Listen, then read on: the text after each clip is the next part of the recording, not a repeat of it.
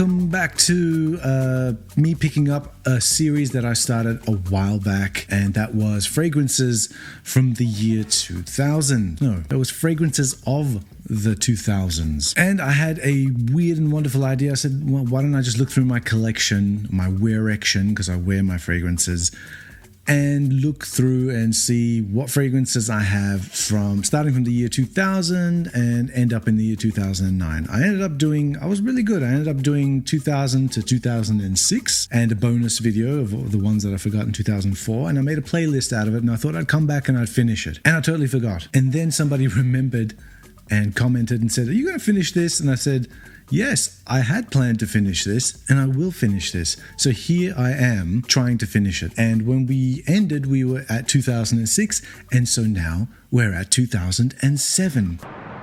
Nico, it's Roman. Let's go bowling. Let's find out, first of all, what the hell was happening. Let's set the scene of what was happening in the year 2007. And to do that, I'm going to ask Chat GPT, as a matter of fact, because I'm a lazy guy and I don't want to do research. I want to ask Chat GPT what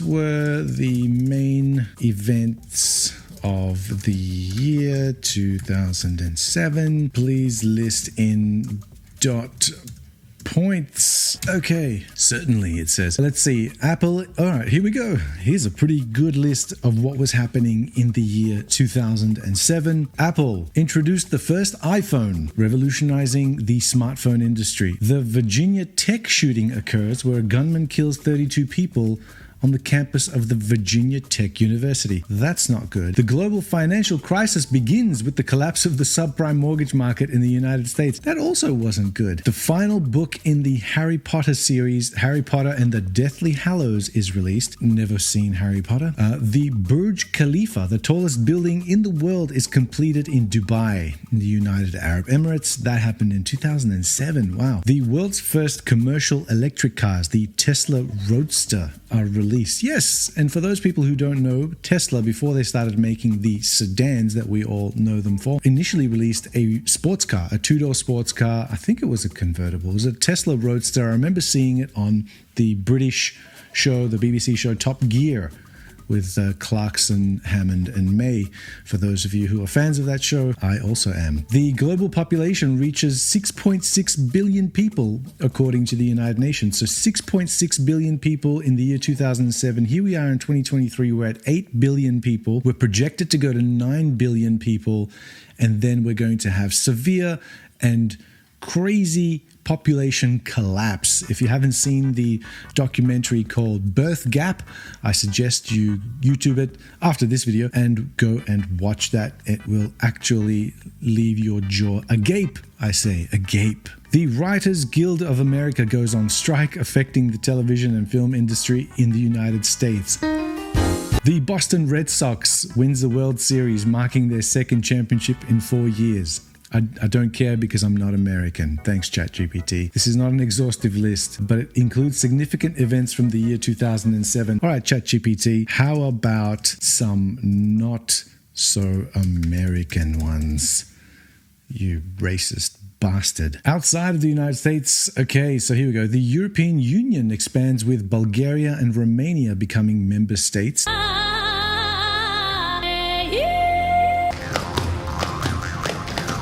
The Cricket World Cup takes place in the West Indies, with Australia emerging as the champions. That's more like it. The global documentary film An Inconvenient Truth, featuring Al Gore's efforts to combat climate change, receives widespread attention and acclaim. That was 2007, right? That's right. That's the one. I remember when they said that the world's going to end in 2012 or something, and it did. Didn't it? And let's go. Next one. The UEFA Champions League final is held in Athens, Greece, with AC Milan defeating Liverpool to win the title. Who remembers that? Not me. Home, I got bitches in the living room getting it. But what I do remember is the FIFA Women's World Cup, which is held in China, with Germany emerging as the champions. I don't remember that either. So those are some notable events outside of the United States that happened in the year 2007. And probably more interesting to the viewers of this channel is what fragrances are in my collection from the year 2007. A few probably that you'll revisit, and a few I think that might pop up that are going to surprise you to think that, oh, was that from 2007? Yes, it was. Let's begin with one that's not so widely talked about, and it is this one right here. It is called, I don't even know what it's called. It's a green box, and it's called Prada Infusions de Iris. Infusions de Iris, that's the box, and I should show the bottle. This is a small bottle, by the way. It's not the large bottle, but the large bottle is just a larger version of this, and it is exactly what it says it is. It's an iris-based fragrance. It is one of those. It isn't one of those lipstick irises. It's more like the Prada L'Homme iris that they've put in here, but they've made it more mellow and just very easy to wear. And I've used a little bit of it actually, and I usually put this on as a relaxation kind of scent, and I think it's quite nice. I don't think it's ever going to go out of fashion or become dated or something like that, because it's just one of those ones that just hangs around close to the skin, and it really does relax you with that scent. I don't have Prada L'Homme because I just don't like the iris in the treatment of iris in that one. It feels like almost like an aquatic iris, and I don't like that. I do like the one in the Dior Homme line, which is more of that waxy lipsticky kind of iris. Not that I'm a fan of lipstick. I don't need it. Now, I should mention that I've got 13 fragrances to get through, so we should really get a move along here. 13, but technically it's 12, and I'll tell you why when I get to that one. Next one will be a twofer, because these were both released in the same year, and it doesn't make sense talking about them separately. I mean, they are two different fragrances, but they're CK's Into You, Him and Her. Him and Her. This is the Her, this is the Him. Very similar bottles. The Him is blue and the Her is kind of yellowish. This is the 100 ml. This is the 50 ml. I've used quite a bit of this. Okay, so we'll start with Him.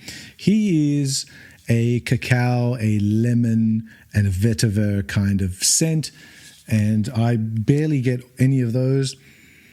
It's pleasant. Again, it's pleasant. It's a very, very generic kind of. Some people think that this is great and it might work on their skin, but for me, it's kind of a little bit sharp with the citrus in there, and then there's some mellow sort of cacao thing going on underneath it.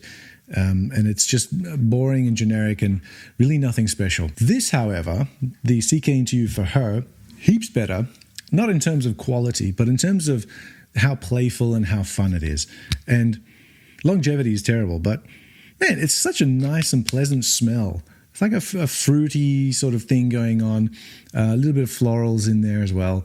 And it's just fun. Like, it's just, you chuck it on, you're in a good mood, and then like 1 or 2 hours later, it's gone. And you don't really care because it was $15 for a 50 ml bottle. So who cares, right?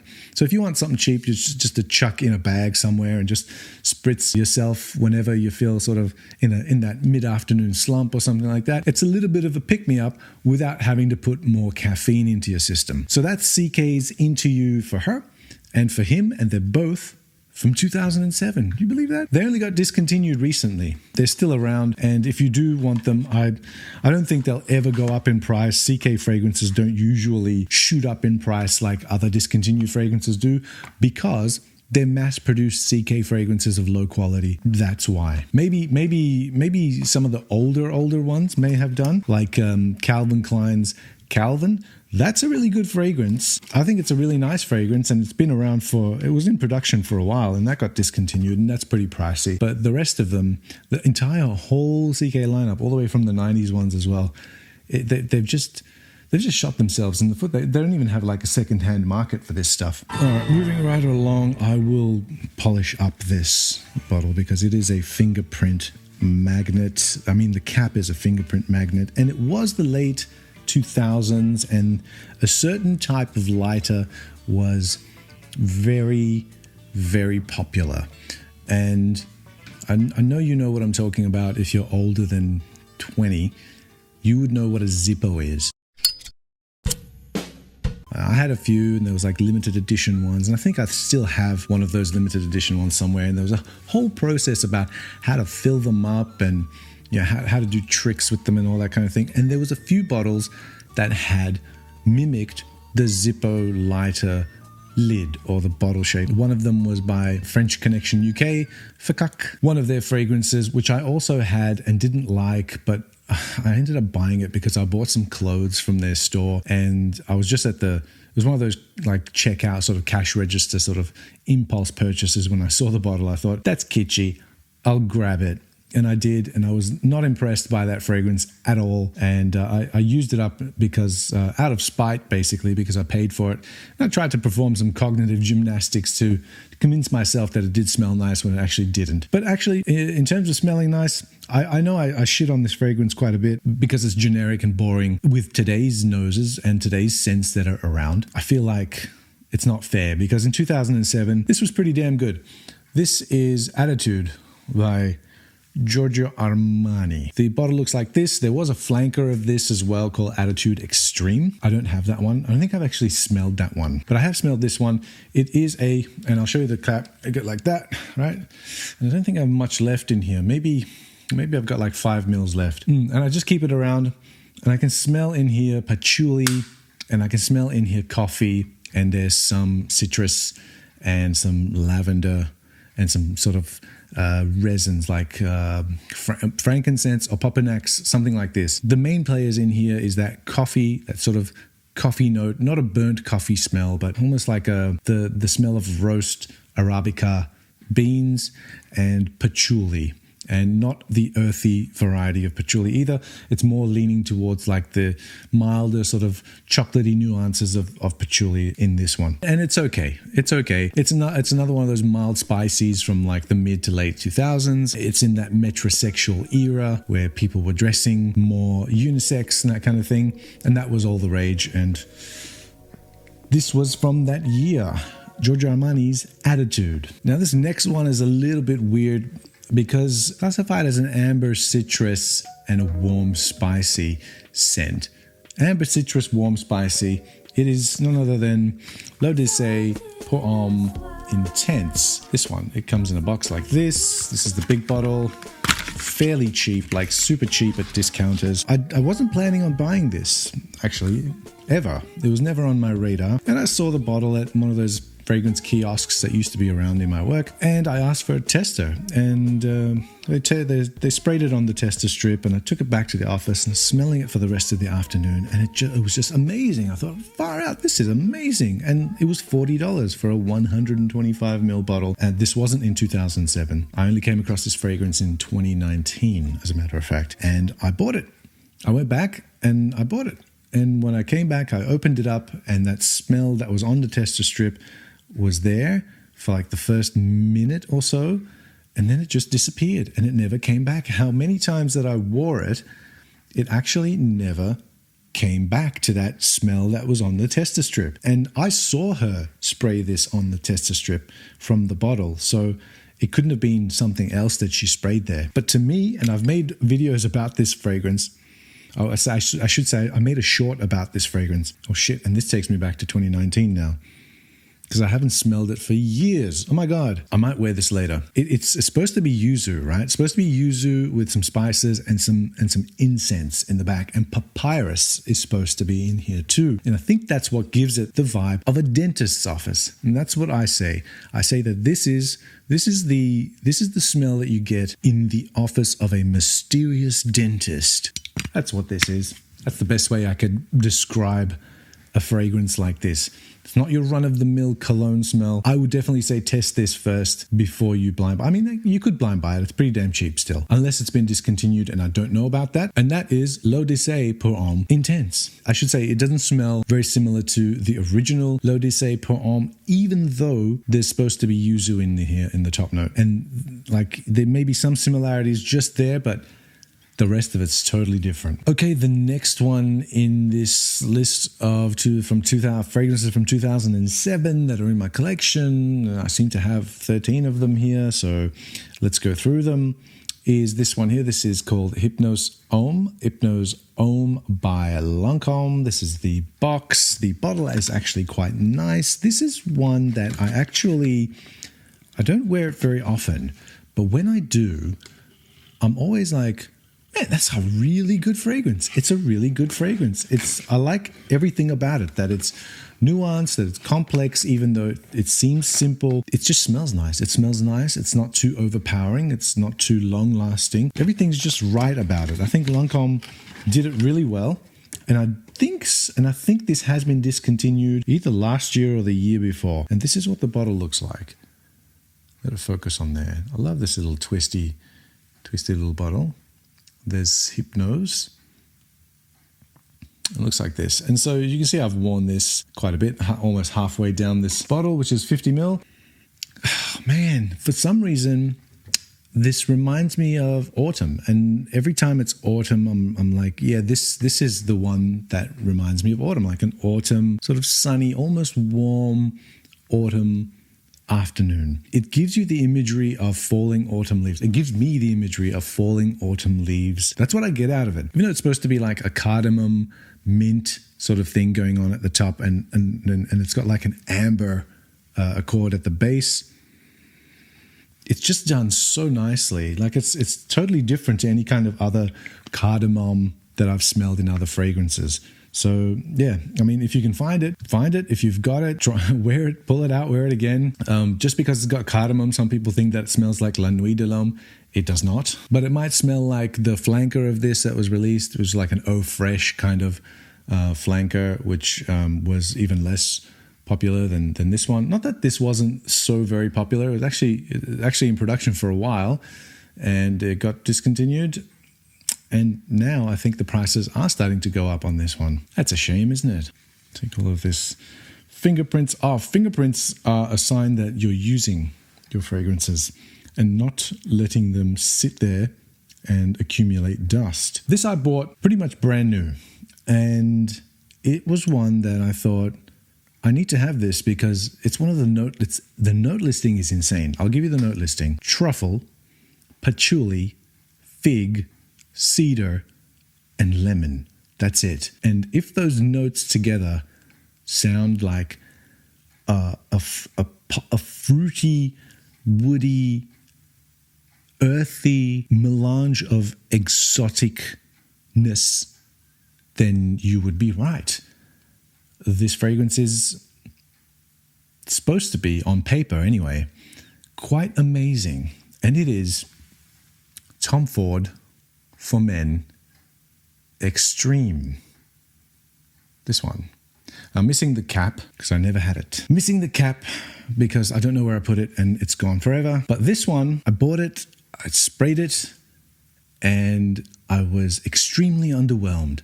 I was expecting more. I was expecting more complexity from the scent. I was expecting more earthiness. I was expecting a little bit more sort of niche sensibilities from a late 2000s Tom Ford fragrance, because they had just released their first fragrance in 2005, so they were really trying to make their mark in the fragrance space. Funny thing about Tom Ford, I know it got bought out by, I know their fragrances, the Tom Ford got bought out by Estee Lauder.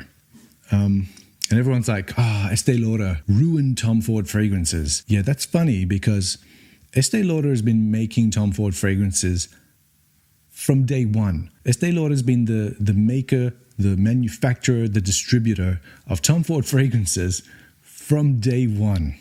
And Zegna makes Tom Ford clothes. So there you go. If you didn't know, then now you do, because Tom Ford doesn't have its own manufacturer. They licensed that out to Zegna. Zegna is the manufacturer of their clothing. And Estee Lauder was the manufacturer of their fragrances that licensed it out. So there you go. Like, you can't say Estee Lauder ruined Tom Ford fragrances because they've been making Tom Ford fragrances. No one else has made Tom Ford fragrances except for Estee Lauder. Why would they shoot themselves in the foot like that? I don't understand. Anyway, that aside, this underwhelmed me at first. However, as I've worn it more and more, as you can probably, if it focuses there, you should be able to see how much of it that I've actually used up. It's gotten really, really good. So this needed time to sort of macerate in the bottle. And these days when I wear it, it's amazing. It's really opened up. So I guess heavier, sort of denser, thicker sort of sounding notes like truffle and fig and cedar and whatever do need time to sort of develop in the bottle after you let some air into it. So that's that one. It is as good as they say it is. It's very classy, it's a very gentlemanly kind of scent. I can totally see it in the late 2000s on a Tom Ford piece made by Zegna, and I'm glad to have had the chance to wear it and continue to wear it. I don't think it's dated. Now, this next one is a classic. It's an absolute classic, as a matter of fact. It was perfumed by Francis Kurkdjian, and it's the first men's fragrance from this house called Narciso Rodriguez, and this fragrance is Narciso Rodriguez for him. This came out in 2007, believe it or not. It feels like it's just one of those pillars. It's one of those pillar type of fragrances that, if you know a little bit about fragrances, then you would know about this one. This is the one that smells like wet concrete. A lot of people say it smells like wet concrete, or like not just wet, but like, when it's been dry for a few days and then it's rained, and it's like rained, all the dust in the air is sort of being pulled down to earth by the rain, and that's all hitting concrete, and you get that smell. Right, and that's this fragrance. I'm going to clean up the bottle because this also picks up a bit of fingerprints, because the inside of the bottle is actually painted, and you can't really tell very easily how much is left in there. But I kid you not, this bottle would be well around halfway is how much this has been used. And I love it. It's supposed to be an ozonic and a musky sort of thing going on. And Narciso Rodriguez, masters of musk. All their other fragrances do musk very well as well, and this is no exception. But that violet that's in here, mixed with the musk and some patchouli, it really does give this sensation of fragrant wet concrete. Like if they would make a concrete cake that had just been rained on after a few dusty days, this is this one. I think this has been discontinued now, because I'm seeing it on the grey market, and it's being sold for well over 200 Australian dollars for a 100 ml bottle. And this did not used to be that expensive. At the discounters, you could get this for around 40 or 50 bucks. And I think that's how much I paid for it as well. But now it's quadrupled in price. It spawned a fair few flankers, but they don't actually smell like this exactly. This is the original, and I still like it. And not that I gravitate to it during a rainy day, but I gravitate mainly towards violet kind of scents during a rainy day, which, and this just happens to be one of them. If it's within reach, then this is the one I'm wearing, and I'm still wearing it, still like it. And I still think it smells really nice and unique, even in 2023. Okay, so the next fragrance in name was actually released in 2007 as a flanker to the original fragrance, which was released in 2005. Now, it is by Dior. It's Dior Homme Intense. And this is the one that I said I'm cheating on, because this is not the 2007 version. This is the 2011 version, which is slightly different. The 2007 version, the most notable difference, I think, in the note listing anyway, is that the 2007 version has vanilla, whereas the vanilla has been replaced in the 2011 version with ambrette. Now, I don't know which I prefer better, but I can tell you that this is a phenomenally good scent. And I did have a bigger bottle of this, and I did actually end up getting rid of that one because that was the 2020 formulation. This bottle is from 2018. It's not exactly a 2011, and I know that this did get a formula change in 2014, 2016 or something like that. So the 2011 version would be slightly even different to this one here, maybe in terms of projection and performance is what I'm reading, which I haven't actually had the opportunity to test out any original 2011 batches of Dior Homme Intense, but I would really like to experience at least the 2007 formulation. So this is the one I said I had 13 fragrances, but technically it's 12 because this one, even though it was released in 2007, it pretty much got redone by a different perfumer in 2011. And even though they smell very similar, maybe to a fragrance nerd like myself, like people that are watching this video, might notice some significant differences and start to make them even larger than what they actually are. I call this fragrance the Goldilocks because it sits in between Dior Homme, the original, and then Dior Homme Parfum, which is the beast. And this is just right for pretty much all occasions. Dior Homme is the artsy type. Dior Homme Parfum, he's the one that cucks you. And then this one is just the normal one that everybody likes. Hate that guy. Now, I'm not really a fan of blackberry in fragrances. I've had fragrances that have tried to do blackberry in the top note and have failed miserably, or really to the point that if you do it wrong, that note just makes me just want to it's that bad. You can stuff it up that bad. But this fragrance does the opposite of that. It's incredible. It's an amazing fragrance. It's still revered. It's still talked about very highly. If you have the money for it, it is one of those ones that even people who are very conscious not to say, hey, you should buy this. This must be in your collection or something like that. Even those people would say or agree with me when I say, yes, this is one that you really, really need to experience. At least have a decant of, to experience multiple full wearings, because it's complex, it's just beautifully put together, it's quality, and it's just incredible. It is Jubilation 25 by Amouage. This is Jubilation Man. I don't have the Jubilation Woman. I'm talking about the men's one. And it was to celebrate the 25th anniversary of Amouage as a fragrance house. And let me just take the top of the box away and show you what's left. Yes, this is what's left. Incredible. Oh, man. So blackberry up top, along with olibanum, or let's see, olibanum. Is it olibanum? Is like frankincense or something, which Armani's do really, really well. And like frankincense used to come from Oman even back in like the ancient Egyptian times. And I forget which pharaoh it was. I think it was Cleopatra, who thought, I don't want to continually have to go to Oman to go buy frankincense. Why don't we just send people there and just take the frankincense trees and bring them all to Egypt?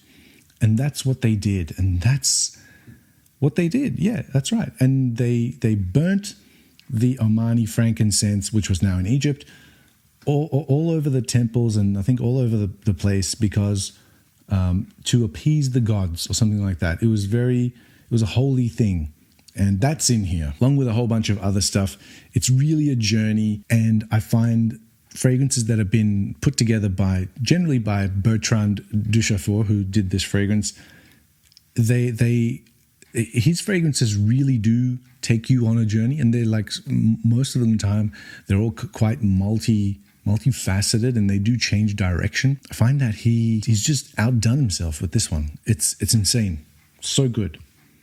Longevity is there, and performance is there, and it's almost got like a booziness up the top as well, and then some smokiness, and it's just full of resins and woods, opopanax and myrrh, and then sage and bay leaf and clove and cinnamon and honey and gaiac, and everything is in here in the kitchen sink, but it's just done exquisitely well.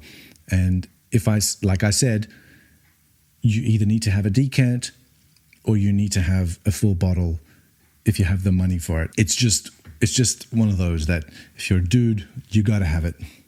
You gotta have it. I said it, you gotta have it. That's the rule. And it's from 2007, believe it or not. 16 years on, and it's still a beast. It's still incredible. It's still fantastic. What a scent. Getting towards the tail end now, and a very, very under the radar one. And I'm sure that there's quite a few people that have this fragrance who aren't really fragrance people, or maybe their girlfriends or something bought it for them. It's White Musk for Men by The Body Shop. funny that. And look how much I've worn. Look how much. Look at that. Yeah. I'm halfway through this 100ml bottle. You do need to apply quite a lot of this. I should caveat that. I do apply this after a shower. It's really nice. It's really clean. It's very pleasant. And it's very relaxing to chill you out after a long day. If you've had like a shower at night and you just want to chill out and chuck this on and just relax in your own sort of skin scent kind of aura, which it becomes quite quickly. Now, I did notice that it does actually project if you do get hot, but yeah, most of the time it's just going to be a skin scent. So white musk for men, it's not an animalic musk. It's just a straight up, very clean, very synthetic, but very well done kind of musk. It's very pleasant. I don't see anybody really noticing you in a bad way when you wear this. It's more like if they do notice, it'll be a compliment. That's what it'll be. If they do, like if someone does notice, then it'll be a compliment. It won't be. No one will be put off by this. It's a very safe scent, and quite cheap as well. So, and it's still in production, and I don't think there's ever been any reformulation of it. So you're safe to go ahead and buy it from any body shop anywhere in the world. All right, the next one you've probably never heard me speak of before because it's one of the bottles that I finished a long time ago, and it's just an empty bottle that sits in a box in the garage. Yes, I do keep the empty bottles just for this occasion. Luckily I did, so I can show you what the bottle looks like and that I actually went through a whole bottle of it. This is Desir pour Homme by Rochas or whatever. Desir, there was a women's version as well. This is the men's version, and it's one of those mild spices again from the late 2000s. How can I put this? I can still smell it in the bottle, actually. It just reminds me of the time that I had it, which was in the late 2000s. I actually had this then and finished the bottle. What's it got? It's got sort of like an anise. It's got an anise and citric sort of opening, which kind of reminds you of old school fougere type of fragrances, but it quickly mellows into this cacao mid and rests on this cashmere wood or cashmeran sort of base. Now, in my previous video talking about B612 by Nishane, which has a huge dose of cashmeran, and I said that I don't like that thing because it's this vague fuzziness that exists, and it's no different in this, but it's not as prominent. It's sort of flanked by things like cedar and vanilla to sort of mellow it out and mix with it, along with that cacao, which doesn't really dissipate once it hits in the mid. So it's actually quite good in that way. It does have the telltale signs of lazy perfume making because when you spray it on, I remember it used to need to give it like a few minutes until the perfumer's alcohol smell kind of wore off, and then you could smell a fragrance underneath it.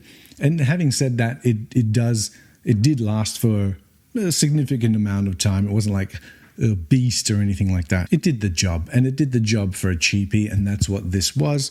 And yeah, I wouldn't expect it to be super crazy expensive on the grey market. I don't think there's anything that really smells like it that I know of either. Maybe I could check and see how much this bad boy is going for on eBay. Maybe let's go Desir Rochas Desir de Rochas. That's still around. What? That can't be right. There it is. Yeah, $100 for 60 ml. What's this one? This is a 100 ml. $55 for 60 ml. $56 for 60 ml. There you go. So it's still cheap, but it's not really a full recommendation from me or anything like that. I don't even think it's worth that, as a matter of fact. So there's much better options these days. If you want to go for a cheap, warm, spicy, don't get this. Well, let's just say don't hunt it down. Now you might be thinking, well, what a collection. What a nice set of fragrances that you've got there from the year 2007. But you've already told us the best one, and that was Jubilation Man. No, I haven't told you the best one, because the best one I've saved for last. And if you don't know what it is, let me give you a few seconds to guess. It is, I'm giving you a few more seconds, See if you got it right. If you know my channel, then you would definitely know that I'm going to talk about this. This is Gucci Pour Homme 2, 2007 release. It is all things great, warm, spicy, ozonic, and green at the same time. How does this work? Perfumed by someone called Karine de Bruil Sereni, and I have no idea who she is, and her name doesn't come up very often in fragrance reviews. And looking at her resume, she has got how many? 129. Let's see some of the fragrances, other fragrances, because I'm always curious about people who do fragrances like this. And this is discontinued and expensive now, by the way, this Gucci Pour Homme 2. And it was, it's been reformulated, by the way. It was distributed by Gucci's, the people who made Gucci fragrances, from its release date, 2007, till about 2014, 15, maybe 16. And that's when it dropped off the market for a little bit. And then the prices of this went crazy. And then they came back and they did one more production run. But the original distributors, who were called Scanon, which was, I think, owned by a company called Wella, and they did Gucci's fragrances. They got bought out.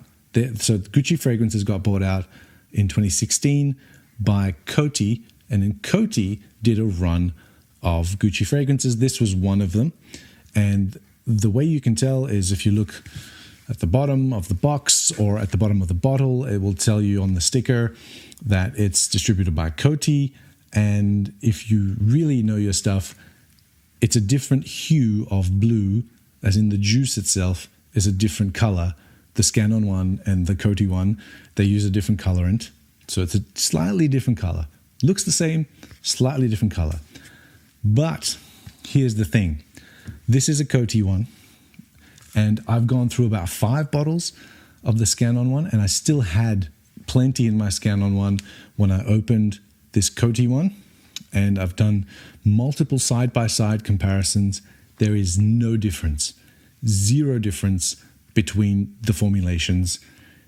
You can safely buy this in any formulation. Safely, when I say safely, like they're selling for like $400 a bottle plus here. So yeah, not that safe, is it? So yeah, I mean, it's really like a nostalgia hit. So let's take a look at the perfumer, because sometimes you think like, okay, well, sometimes the perfumers have their own little accords that they make, and they might just, to save time, use those accords in other fragrances.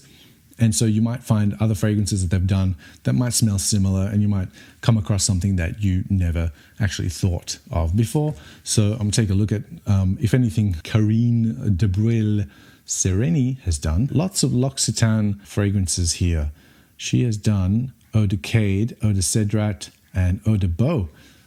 There you go. Eau de Beau is a fantastic fragrance from L'Occitane. Lalique, she's done a lot of fragrances in Lalique. Ombre Noir, which is a fantastic fragrance from Lalique White and Black.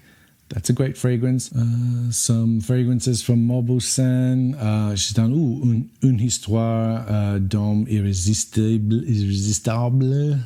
Okay, that came out recently. I think that was like a fig fragrance that I wanted to try, that I was very curious about and got hyped up a little bit. Nope, nothing really all that interesting in the resume other than this.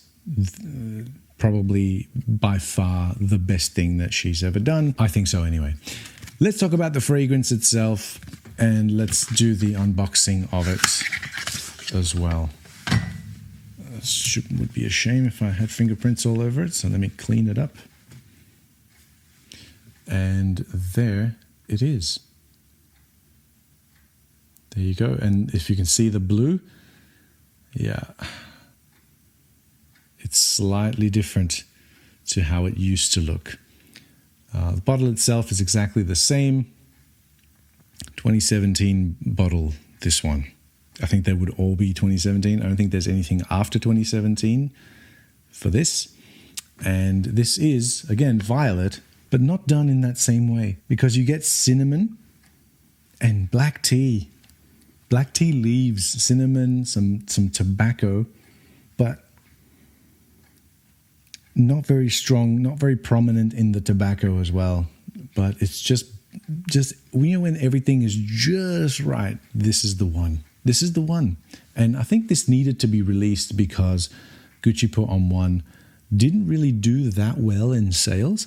And so that's why Gucci Pour Homme 1 got discontinued pretty quickly, and this stayed in production. This eclipsed Gucci Pour Homme 1 in sales.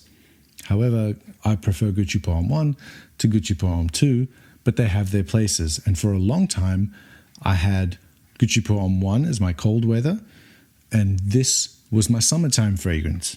So I was covered all year round. And that's all I ever needed. That was it. And in terms of needing stuff, you don't need any of this stuff. You just don't. But it was good to have at the time. And I certainly have many, many great memories with this particular fragrance. And I do still wear it from time to time. And I do enjoy it. And I hope that you all enjoyed these 13 fragrances that were released in the year 2007. Hopefully it won't be too long until I make the next one, which, surprise, surprise, is going to be about 2008. And I've got a fair few fragrances from that year as well. So join me then. And until then, thanks for watching.